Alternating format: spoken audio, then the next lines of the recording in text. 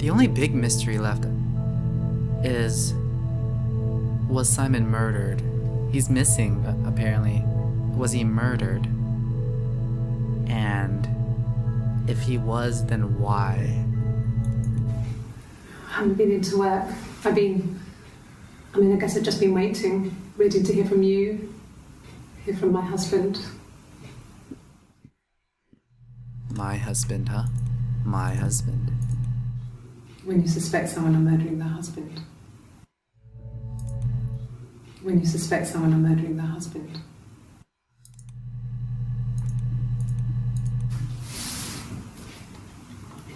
She's crying, I guess. She's sad because she thought she saw her husband with another woman.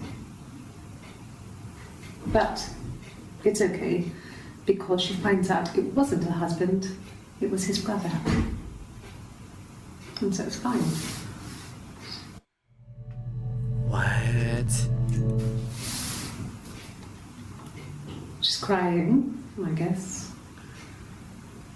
She's sad because she thought she saw her husband with another woman. But it's okay, because she finds out it wasn't her husband, it was his brother. And so it's fine.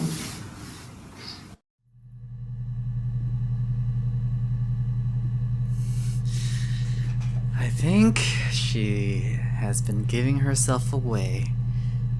She's sad because she thought she saw her husband with another woman. But it turns out that her husband had a twin brother, or had a brother. Is she trying to justify stealing her sister's husband? I thought it made me sound suspicious. It's not a normal thing to do, to drive to the other end of the country. I wanted to keep it simple. I know it was stupid not to tell you everything. Saying I spent the night in Glasgow when my husband went missing, I thought it would, distract you from what was important. It's different now. Now he's...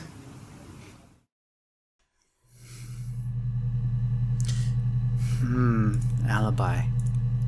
She's got an alibi. It was supposed to be a secret. Just because Simon is dead, it doesn't mean I have to give up all his secrets. It doesn't have anything to do with what happened to Simon. No one murdered my husband because he cheated his expenses for a romantic weekend in Oxford. Okay, let's write down a couple things. I want to know what she did in Glasgow. And cheated his expenses for a weekend in where? It was supposed to be a weekend in Oxford. Oxford. Alright, let's check up on her alibi. I'm also very suspicious on how she so casually said killed her husband. That's really weird. Especially so soon after that she kind of rejected the idea of her husband being dead. What did you do in Glasgow, ma'am? Oh. Did I spell that right? No, probably not. Oh, okay. It's Glasgow. Alright. I also searched a bunch of these other things because I didn't realize Glasgow was spelled with a G. And we saw a couple weird things. I'm gonna go back to alibi and weekend after, because there's a bunch of stuff. Especially alibi. Look, that looks interesting to me. But Glasgow it is. I got in the car and I drove. I just kept driving north. Just kept going, just wanted to get as far away as I could. When I finally stopped, I was all the way up in Glasgow. I was so tired. I just had to sleep.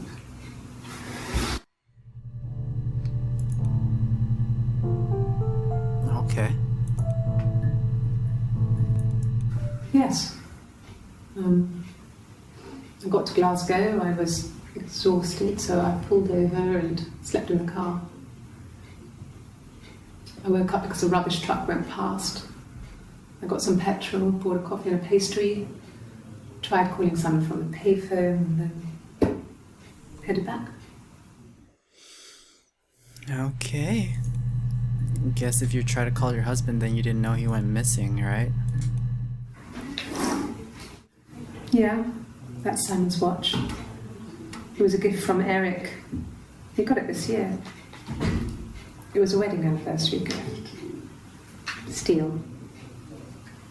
It would have been Diane who chose it. She has really nice taste. That time, it must eliminate me. I was in Glasgow then.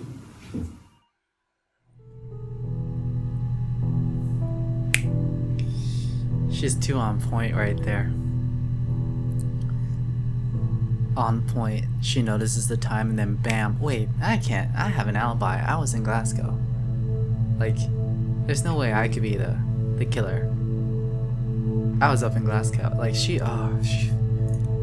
this is too suspicious. She's too on point with that. Way too on point. No, I don't think so. Glasgow was deserted that early in the morning. No, I don't think so.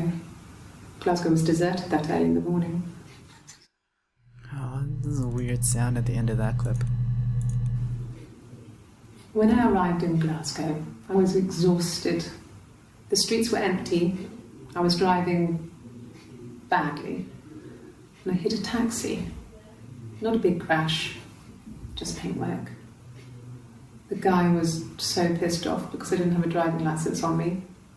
But when I told him I was pregnant, he made sure I got to the hospital so they could check me out. It was fine. The hospital must have details when I was looked at. There's a scratch on the car. Probably fucking planned, dude. Totally planned. Totally fucking planned. There's not a lot of people on the road, right? So what does she do when there's not a lot of people on the road? Take advantage of the situation. You scratch a taxi driver because there are taxis, like, all the time. In like a busy place, there you can find a taxi to scratch. And in doing so, you've created an alibi for yourself, right? That means, however Simon died, it must have been timed properly. Maybe with poisonous mushrooms. Maybe with something else.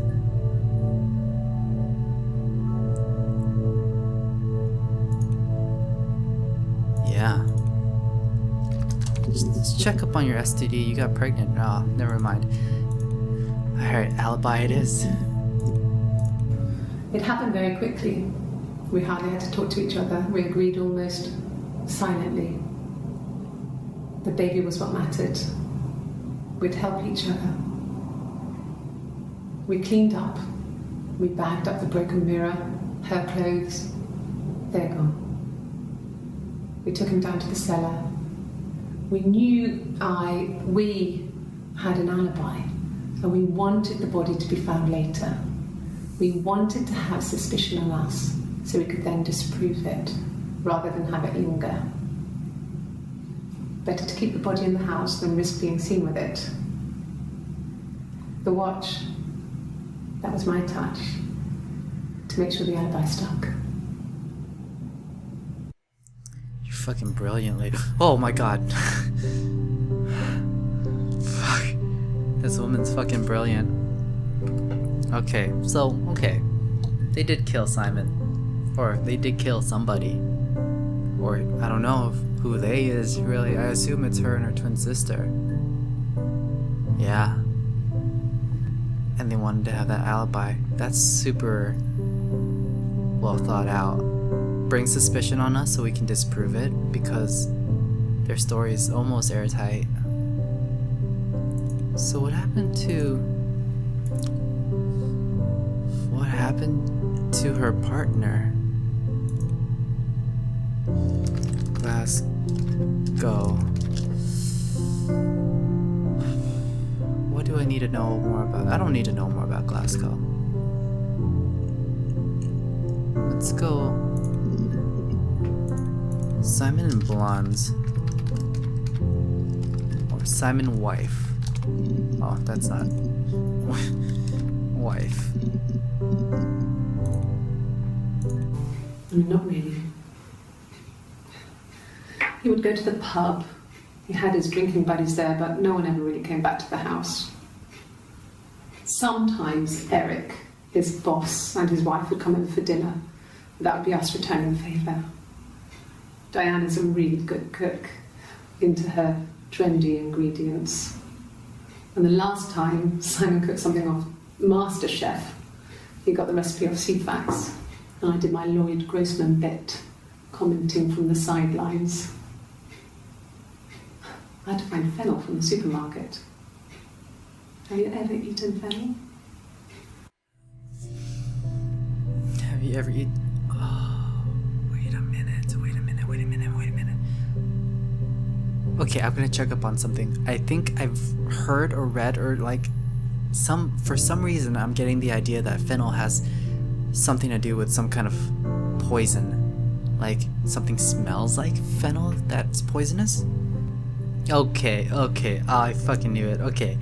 It only took a couple seconds to verify, but yes. Fennel is often mistaken for a plant called poison hemlock, and poison hemlock is actually poisonous to animal and people. Poison hemlock is acutely toxic to people and animals, and symptoms show up anywhere between half an hour to 2 hours after it's ingested.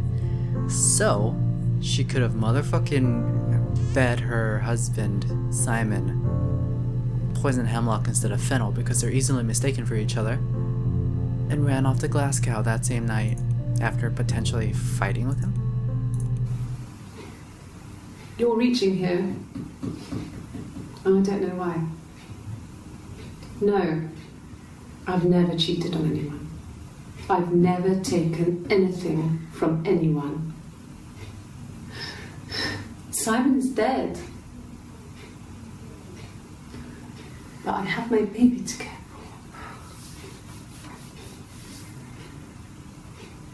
for. Why are you trying to make me sad? Why are you so obsessed with sex and affairs? You cheated on your wife.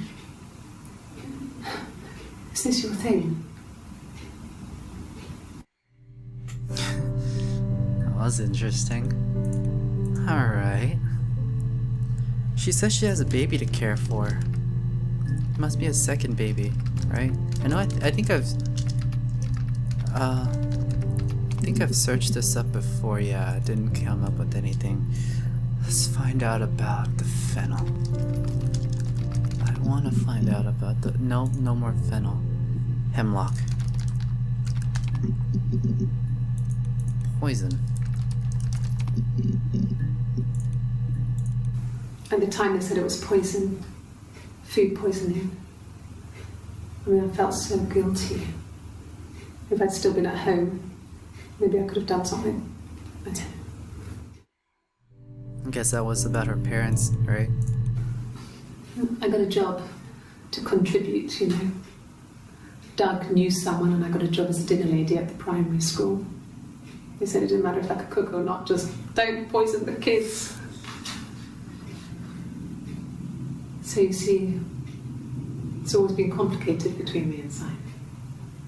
It's never just been the two of us, there's always been pressure.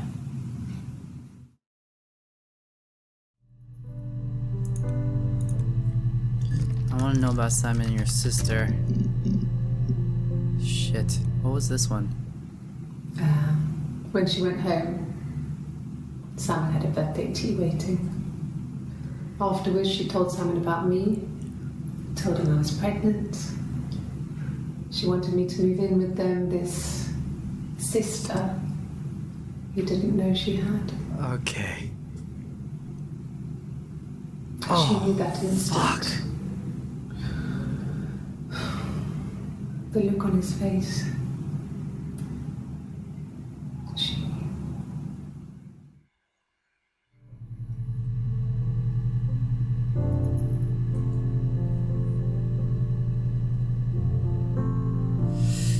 Obviously, I've seen this video before and it didn't click. It was so confusing to me. So confusing about that line.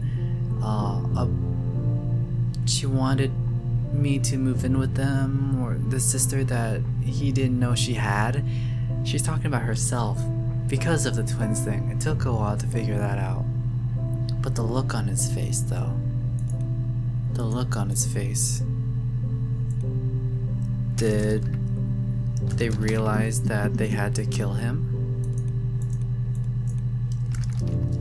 Or did they realize that the only way this woman got pregnant was because of Simon? It was after dinner. I'd spoken to Simon's parents on the phone. I looked up for an early night and I suddenly had this thought. I think it was something his mum had said. She'd been speaking about old stuff, sad stuff, about when we lived there, about the baby. There's some boxes in the cellar, nursery stuff we never needed and I never had the heart to throw out. And I suddenly remembered that when I'd looked down there the week before, those boxes, that pile was in the wrong place. I went cold all over. I went down there with a torch and went straight to the back, and that's when I saw the bin bags. Pulled them open, saw the body. I screamed and that's when I called the police.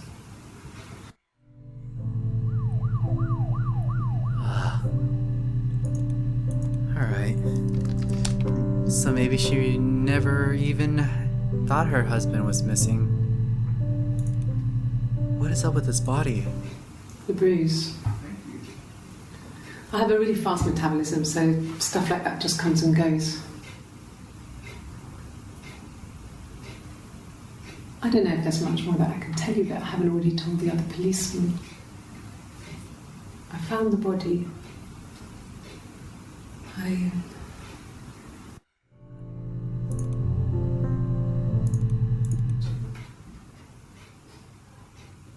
His body. It didn't look real.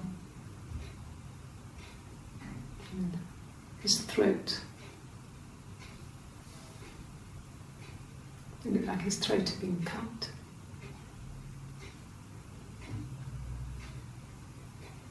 And I didn't see his glasses. He has these thick glasses.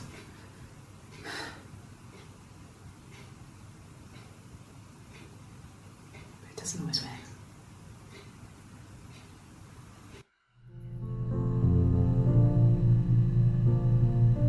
Fuck. Okay, fuck. His throat looks like it had been cut, sure. Maybe she didn't kill him with fennel, but instead she and her sister did a tag team and killed Simon together. Really? Okay. Here's the rest. Oh, they laid a body on the dock tonight. Oh, the wind and the rain. Till a fiddler with a fiddle came walking by. Oh, the dreadful wind and rain. And he made a fiddle bow of her long hair. Oh, the wind and the rain. Yes, he made a fiddle bow of her long blonde hair. Oh, the dreadful wind and rain. And he made fiddle pegs of her finger bows. Oh, the wind and the rain. Yes, he made fiddle pegs from her finger bows. Oh, the dreadful wind and rain.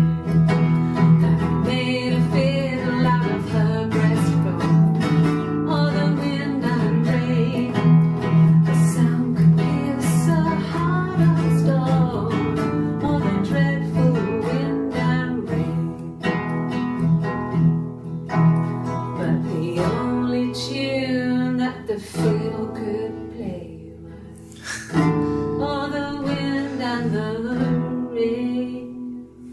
Yes, the only tune that the fiddle play all the dreadful wind and rain.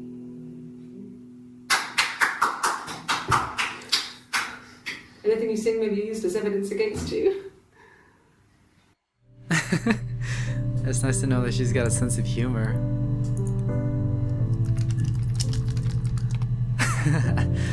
Huh. This song was really interesting. It's like a cautionary tale you tell to like children to scare them. Can you imagine? I tried. I tried to get pregnant too, but it didn't happen. I slept with so many boys, men. My body refused. I think my period stopped because hers had. I was pretty ill. I mean, how could we stay the same now?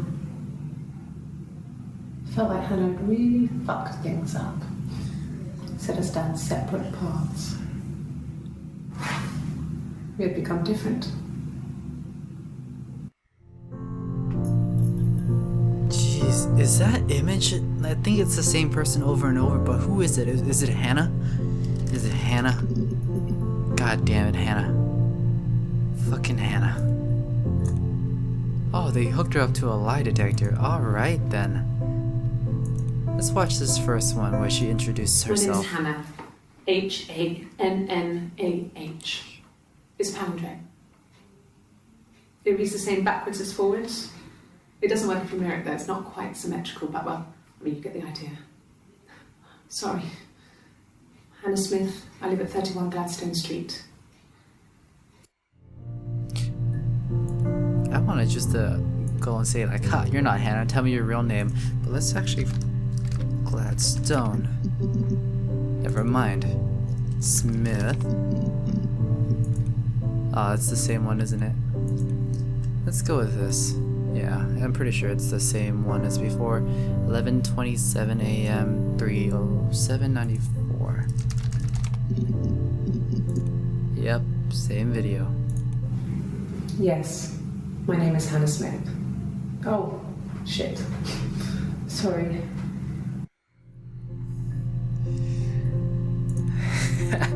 Definitely not Hannah. My name? Tell me That your was the name. only question I failed. Tell me your name. Your lie detector works. So she's admitting it. Oh, this interview with her in that white blouse is the last one. I assume that's when she just tells her entire story.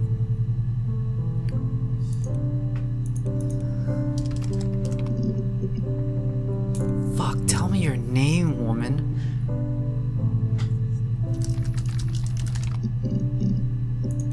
Fuck, sister. Could her sister? The story of her sister. The story of her sister. The one she told about, like, being at the beach and, like, shoving her sister's head down and wanting to just drown her? I forgot the name of her sister. But... oh my god, could it have been, like... actually her? Could she have been trying to drown herself? It's all metaphorical, I think, but could she have been trying to kill herself? I don't know, man. Fuck.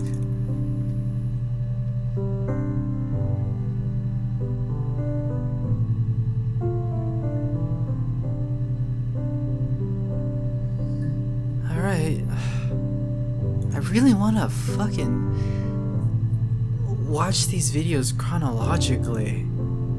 There's like so much footage.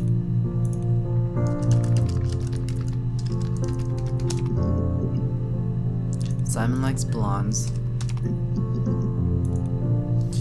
Simon, Helen.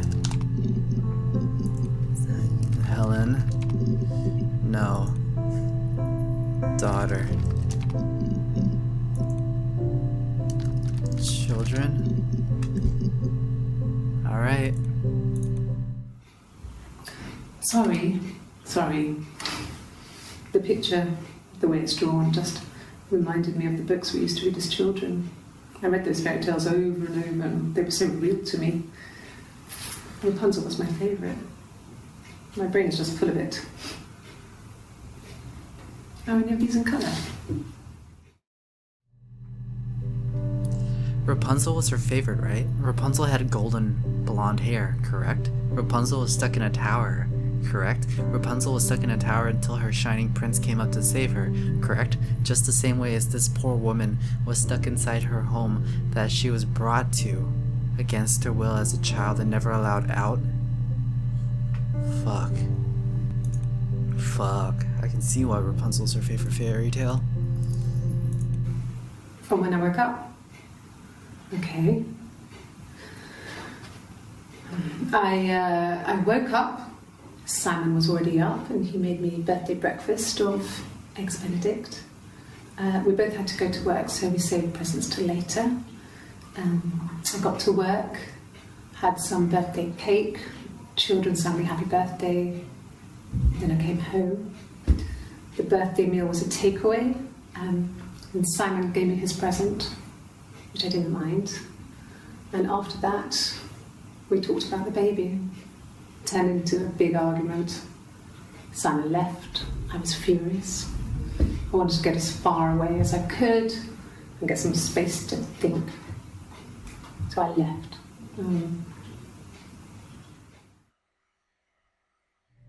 She left and she went to Glasgow, right? Is that right? You have children?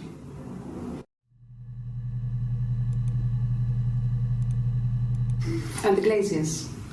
I worked there some weekends, and Simon had a part-time job there too.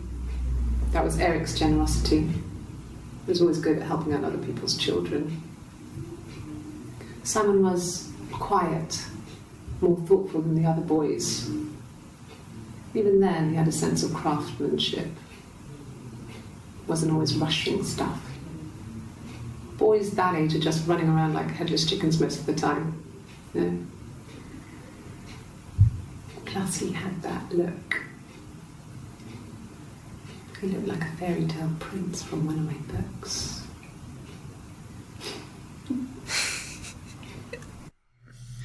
You have some fucked up dreams, lady. Yeah.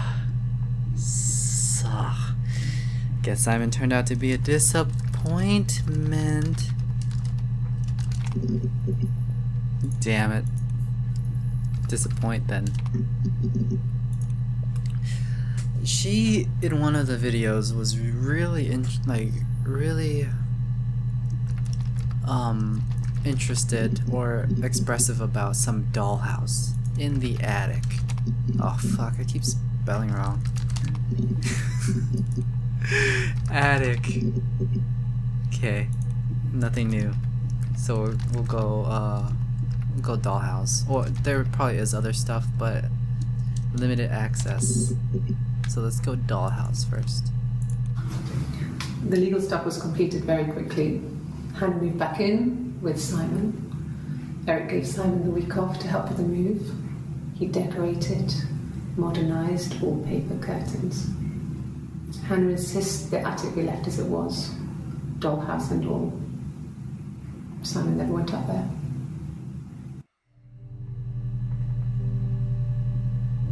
Alright.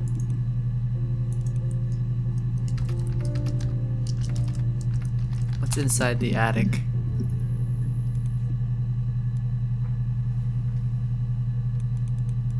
I know I've seen this one. She recognized me from the window. She told me to come inside, and she hid me. They had made the attic into a place where Hannah could play. There was a dollhouse. She hid me up there. No one else ever went into the attic. It was her place. There it is, yo, like, totally. I've seen this video in the beginning, and it just did not click for the longest time. I thought she was fucking talking crazy. Tell me about the books you read in the attic. No? What is there to do in the attic? How did you spend your time in the attic? Fuck.